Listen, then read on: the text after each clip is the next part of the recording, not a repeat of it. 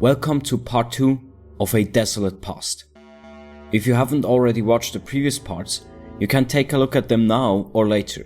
These parts do build on each other, but it is not absolutely necessary to watch all of them to follow along. For many centuries, there was no longer any peace among humans. Factions both from Earth and the Moon were constantly fighting for dominance, seemingly without any real goals in mind. All of mankind had plunged into a spiral of destruction and demise. The loss of conscious thought and the drive to do all these atrocities came solely from a combat augmentation the people in the world of 3876 AD call modification drones. The very first goal of the Earth military was to free mankind from this artificial curse. In this video, we are taking a closer look at a commander who calls the Moon his home and only joined the Earth military at the dawn of the age 3876. While Earth and Moon factions would often collaborate and also exchange technologies and resources, coincidentally, in the late pre-3876 era, most factions on Earth were at odds with the factions on the Moon. Commander Kal Adan was in a tight spot. In fact, his fate was to crash land on Earth after losing control over his spacecraft in battle. Even though humans had advanced their technology significantly, Earth factions usually do not use spacecrafts, but instead rely on large-scale war machinery like tanks and mechs. Catching a flight back to his base would prove very difficult. Just like the founders of the Earth military and the leaders of the Orkans, Adan is a commander, one of the most common titles in the world of 3876 AD. Since the earliest days, the society we know had crumbled and was washed away. Many years of chaos and anarchy ensued. Governments and militaries had lost all their influence. The modification drones gradually turned all humans into immortal super soldiers, and in the end, there was no longer any authority that couldn't be challenged. Infrastructures started to crumble, and both on Earth, the Moon, and even distant colonies like on Mars and the moon Europa, the society reverted to something best described as nomadic soldier tribes. Which faction Kal Adan belonged to did not matter. When crash landed on Earth, his first visit to the homeworld in fact, his thoughts were not by his fellow company members, but rather to find allies on sight. The modification drones were very good at steering the organism it hosts towards survival.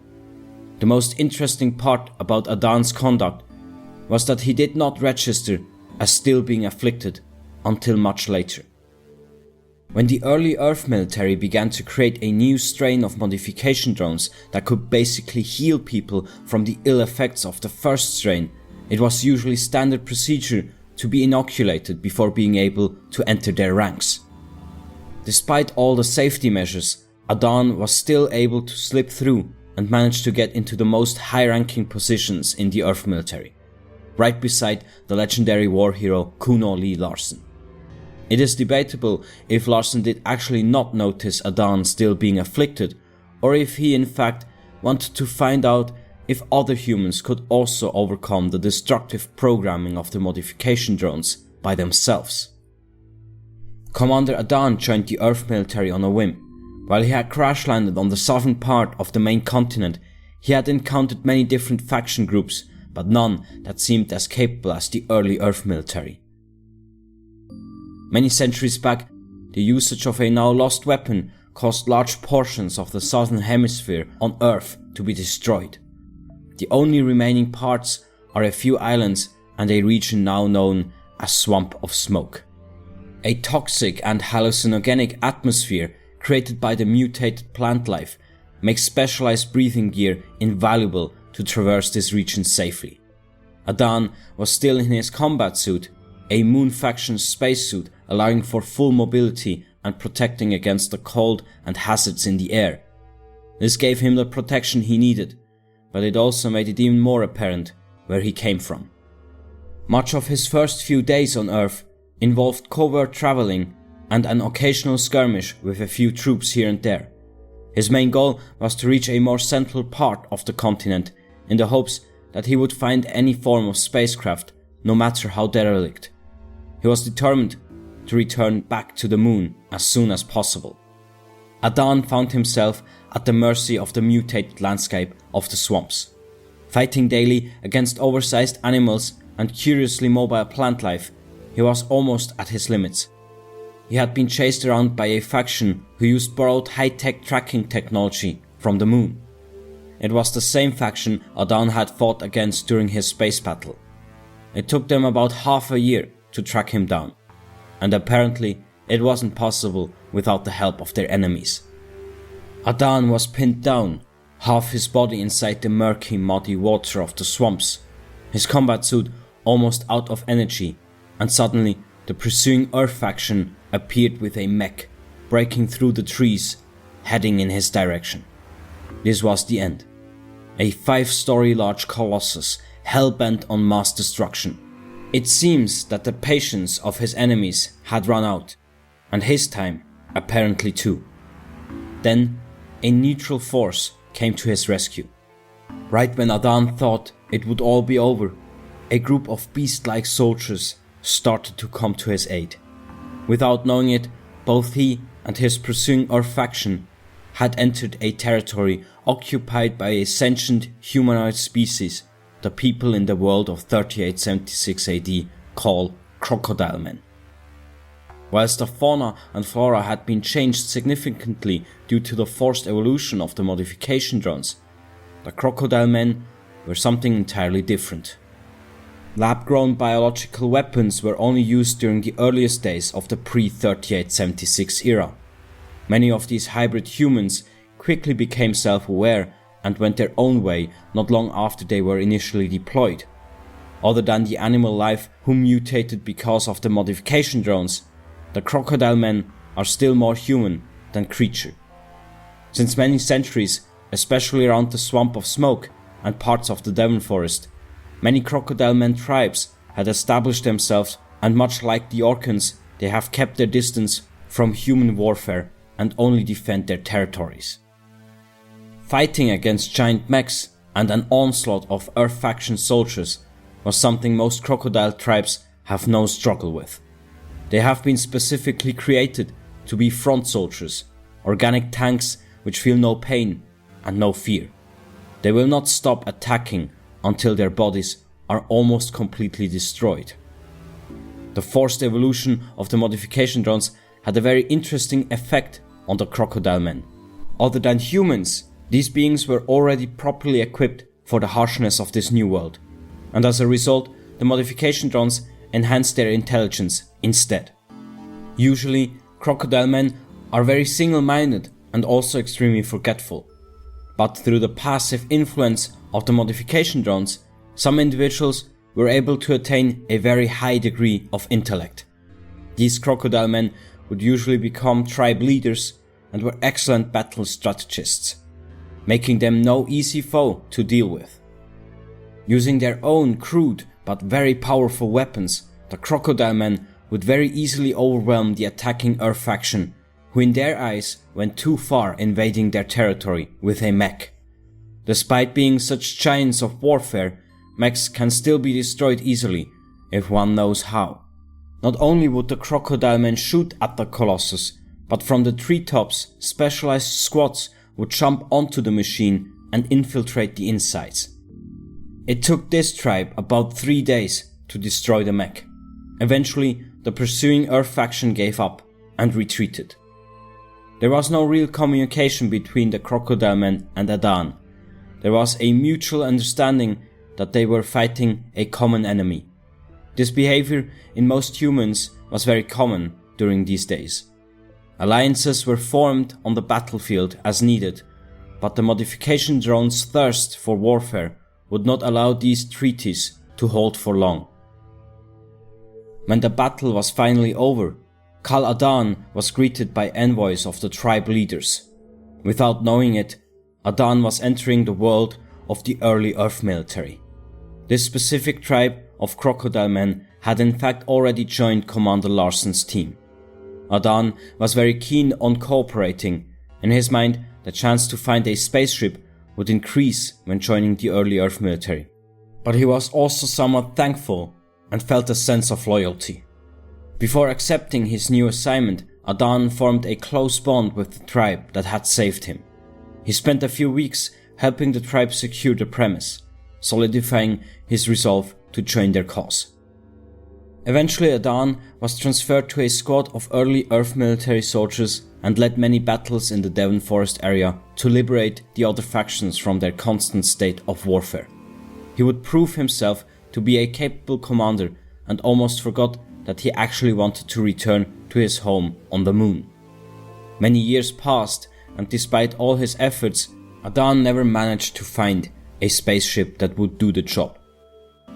In the first week of the year 3876 AD, Kal Adan was assigned to Commander Larsen's team. The many territorial gains Adan was credited with made him the most important factor for the next step. This was the day when the early Earth military ceased to be. From now on, it is the Earth military who would rule over humanity. Adan did not take part in the assault on the research facility at Ardaman, one of the most pivotal battles in the early post-3876 era. Instead, he fulfilled his role of facilitating the infiltration of the moon. Now, after many decades, he finally had his spaceship, and he was headed home. Only his priorities changed. Despite never receiving the inoculation, Adan had changed too. Now Adan's goal was to infiltrate the biggest warship factory on the moon, on behalf of the Earth military. Because of its strategic importance, this was also Adan's target many years back before he crash landed on Earth. The faction alignments since then obviously changed a lot. His old faction did actually no longer exist and was absorbed by the very foe he faces now. Explaining his long absence due to not finding a spaceship was very easy. Most moon factions have an arrogant and condescending view on the technology of Earth factions. It was only logical to them that moon faction equipment and vehicles were superior. After all, dealing with space travel is much more complicated than terrestrial transportation. This strategy of the moon factions was not always sound, as they would rely too much on mighty armadas of battle cruisers, only to be shot down relentlessly by the tanks and mechs on the surface of Earth. The even strengths and weaknesses between the Earth and Moon factions were also a determining factor why hostilities were never based on origin.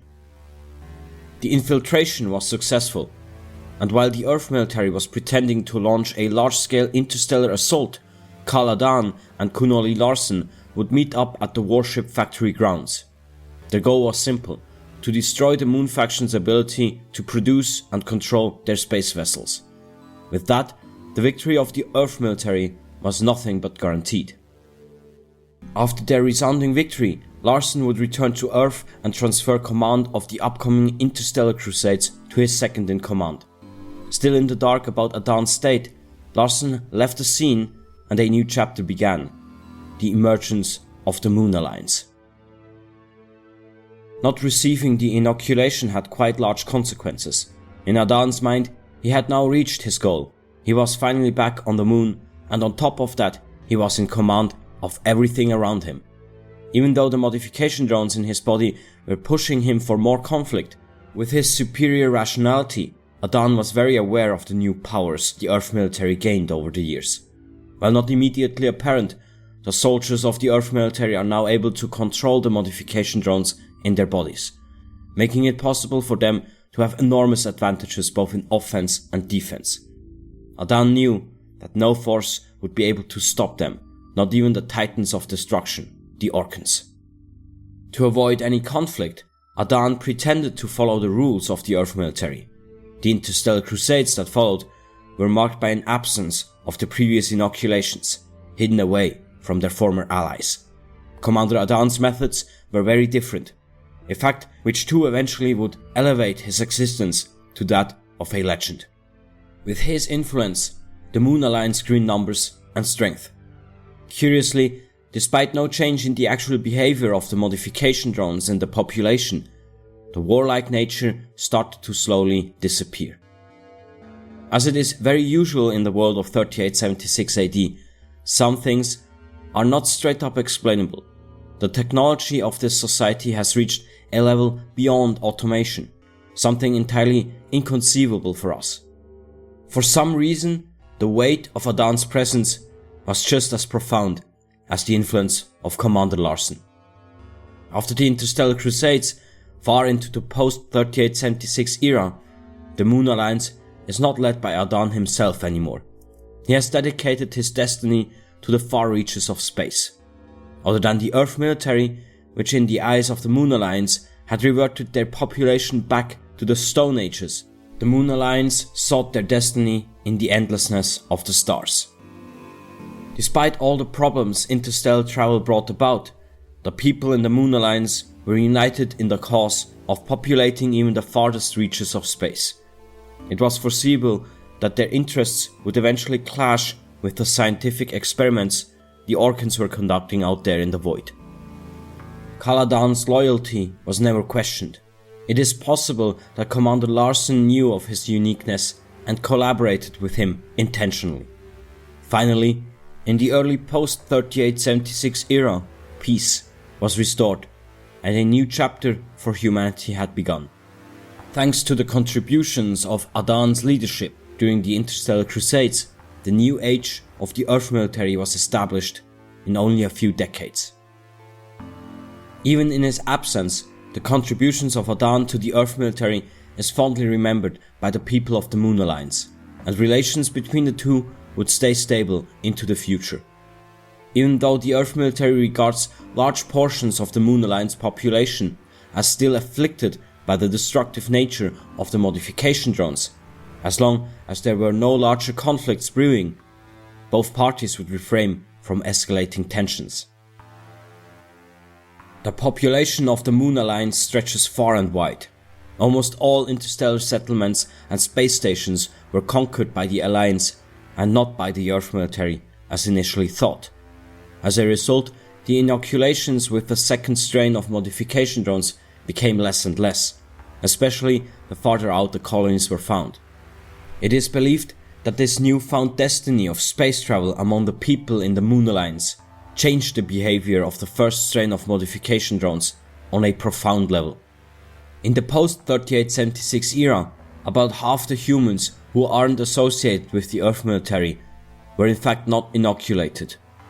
Thus, they are not able to use the new abilities which help the Earth military dominate all resistance.